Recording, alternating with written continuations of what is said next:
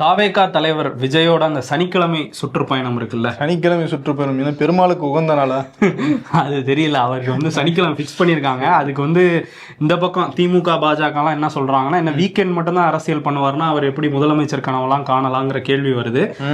நாம் தமிழர்ல இருந்து என்ன சொல்றாங்கன்னா, அவர் வந்து ஸ்கூல் பசங்க தானே அவரோட ரசிகர்கள், அவங்களுக்கு அன்னைக்கு தான் லீவா இருக்கும் அதனால வைக்கிறாருன்னு அவங்க ஒரு பக்கம் ஓட்டி. அண்ணனுக்கு ஒரு 4-5 வருஷத்துக்கு முன்னாடி யார் சோசியல் மீடியால ரசிகர்களா இருந்தாங்க, அண்ணனுக்கு இப்ப கூட இருக்காங்க அந்த மாதிரி ரசிகர்கள். ஆனா வந்து இந்த தாவேகா பக்கம் என்ன சொல்றாங்க அப்படின்னா, இப்போ எடப்பாடி ஒரு சுற்றுப்பயணம் போறாரு, அவர் எங்க இருக்காரு என்ன பேசுறாருன்னு தெரியல. அன்புமணி ஒரு சுற்றுப்பயணம் போறாரு, அது மக்கள் கிட்ட போய் சேரவே இல்லை.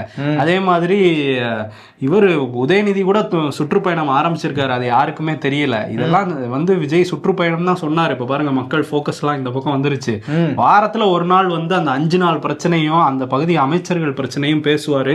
அடுத்த 2 நாளைக்கு அதான் டாபிக்கா இருக்கும், அந்த வாரம் ஃபுல்லா இருக்கும். அதுக்கப்புறம் திரும்ப டாபிக் கொடுப்பாரு. போக்கஸ் அப்பதான் வரும். அதனாலதான் நாங்க இப்படி ஸ்ட்ராட்டஜி பண்ணிருக்கோம்னு அவங்க ஒரு விஷயம் சொல்றாங்க. ஓஹோ, இன்னைக்கு என்னன்னா இது வந்து ஃபுல்லா மழைக்காலம், என்னைக்கு மழை வருமா பார்த்துட்டு மெதுவா போய்க்கலாம் அப்படிங்கிற மாதிரி தோணுது எனக்கு. ஆனா அது சனிக்கிழமை கூட தெரியாது, வந்துச்சுன்னா தெரியாது.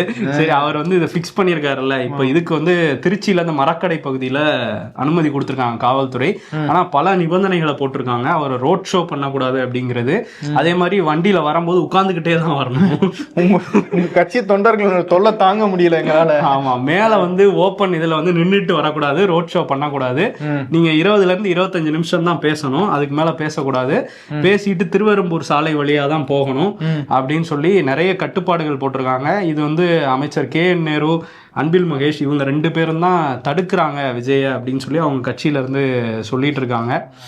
KN நேரு என்ன சொல்றாரு, எல்லா கட்சிகளுக்கும் என்ன விதிமுறையோ அதே தாங்க இவருக்கும் கொடுக்குறோம், நாங்க ஒன்னும் இவருக்கெல்லாம் பயந்துலாம் எதுவும் பண்ணல அப்படின்னு அவரு சொல்றாரு.